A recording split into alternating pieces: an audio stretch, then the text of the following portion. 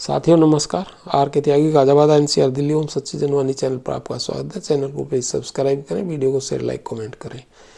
Share करने से सभी साथियों तक जाएगी वीडियो, सभी रिटायरी साथी मोबिलाइज मोटिवेट होंगे और हमारे इशूज न्यूज़ और व्यूज़ सर्कुलेट होंगे, प्रोपोगेट होंगे और all sections of society, all sections of political party जो गवर्नमेंट तक जाएंगे और सभी रिटायरी साथियों को मोटिवेट मोबिलाइज करेंगे। और चैनल को सब्सक्राइब करने से आपका 1 सेकंड खर्च होगा और हमारे चैनल का विस्तार प्रचार प्रसार होगा। आइए साथियों शुरू करते हैं वीडियो। वैसे तो हमने चीज़ें बताई हैं आपको, लेकिन सिंपल भाषा में एक बार और चीज़ें बताए थे।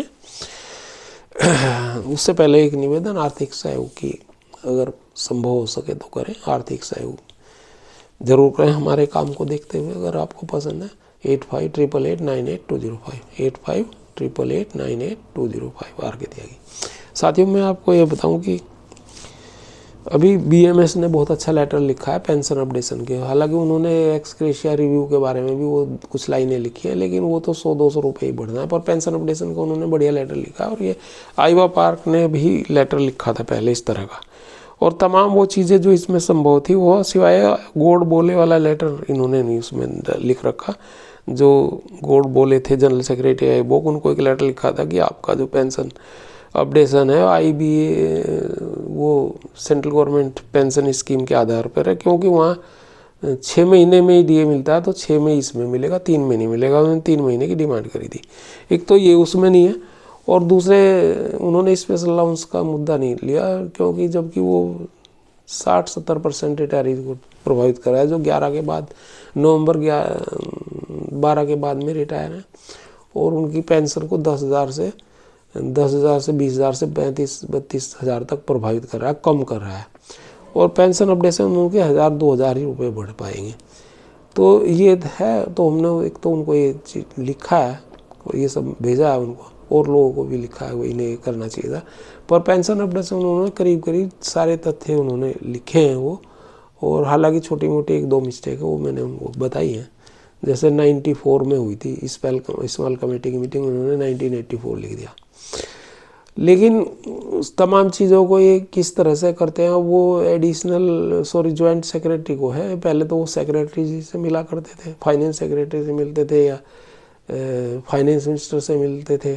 अब वो जॉइंट सेक्रेटरी से ही मिल रहे हैं, समीर शुक्ला से। तो पता नहीं अब जो भी होगा, पर यह है कि इस राह में इन्होंने एक कदम बढ़ाया। लेकिन इनको बाकी इशूज़ भी टेकअप करने थे। ग्रेजुएटी का इशू तो ऐसा है जो सबको प्रभावित करता है। हमारे साथ एक 2006 के व्यक्ति भी हैं जो कोर्ट में लड़ रहे हैं, मिस्टर रमेश भटेजा, वो हमारे साथ लड़ रहे हैं हमारे के काली एंड अदर्स वाले केस में, जो हाई कोर्ट और सुप्रीम कोर्ट में है, अलग अलग पैरामीटर्स को लेकर के। और स्पेशल अलाउंस का मुद्दा जो है बहुत इंपॉर्टेंट था, जिसकी वजह से भारी नुकसान हो रहा है लोगों को, वो नहीं इन्होंने उठाया। पर स्पेशल पेंशन अपडेशन को अच्छी तरह से कवर किया है और उसको उन्हें समझाएं और बताएं। हालांकि हमारा अपना व्यू है कि ये चीज़ें हाईलाइट करने के लिए, प्रेशराइज करने के लिए, लाइजन और ये सब बनाने के लिए और उन्हें प्रभावित करने के लिए और उन्हें वो करने के लिए चाहिए। और गवर्नमेंट तो ऐसी है, ग्रंथियों को वो दे रहे हैं दिल्ली सरकार वाले कि भाई 18,000 रुपये महीना देंगे। तो हमने इतनी मेहनत कर रखी है और तमाम ज़िंदगी दे रखी है देश को, उसका ये नहीं करता। तो ये गवर्नमेंटों की आदत है। और हमारा इतना बड़ा वोट बैंक भी है, करीबन 8 लाख 8.5 लाख करीब ये हैं। और आरआरबी और प्राइवेट सेक्टर बैंक के करीब 10 लाख हैं और 8-7 लाख हमारे स्पाउस हैं। 18 लाख तो ये हैं। और करीबन जो है 2 बच्चे और 2 उनके स्पाउस लगा करके करीबन 40 लाख वो हैं। 18 मतलब 58 लाख तो ये हो गया। और उनके जो संबंधी रिश्तेदार दोस्त 2-4 भी हों जो उनको प्रभावित कर सकते हैं, वो तो करोड़ों लोग बैठते हैं जो प्रभावित वोटर्स को कर सकते हैं। और मतलब 543 की वो है, तो करीबन जो है 15-20 हज़ार वोटर बैठते हैं प्रति कॉन्स्टिट्यूएंसी।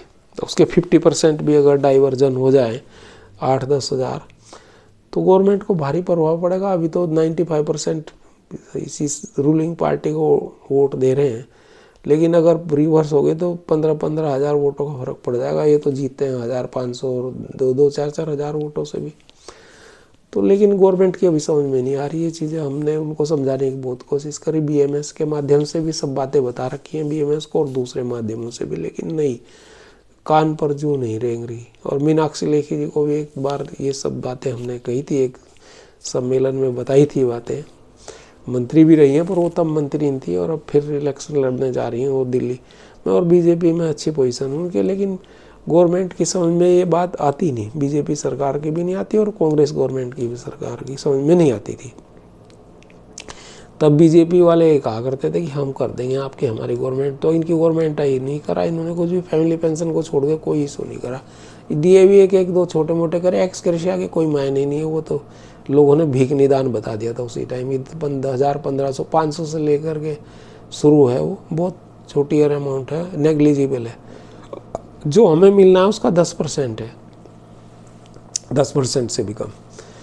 तो ये चीज़ है। अब ठीक है, अच्छा लेटर लिखा और दूसरे संगठनों ने भी लिखा, धरने प्रदर्शन भी चल रहे हैं, पर हमारा भी वो है कि करेगी इसे कोर्ट ही, गवर्नमेंटें करेंगी नहीं, पर अगर सद्बुद्धि आ जाए गवर्नमेंट को तो वो भी कर सकती है।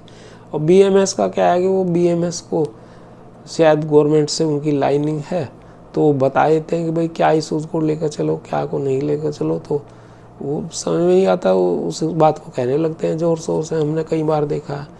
तो वो कुछ छोटी मोटी चीज़ें उसमें से हो जाती हैं। अभी तक का इतिहास तो ऐसा रहा, और बाकी आगे क्या होगा आगे हमें पता नहीं, देखते हैं। उम्मीद पे दुनिया कायम है, उम्मीद करनी चाहिए।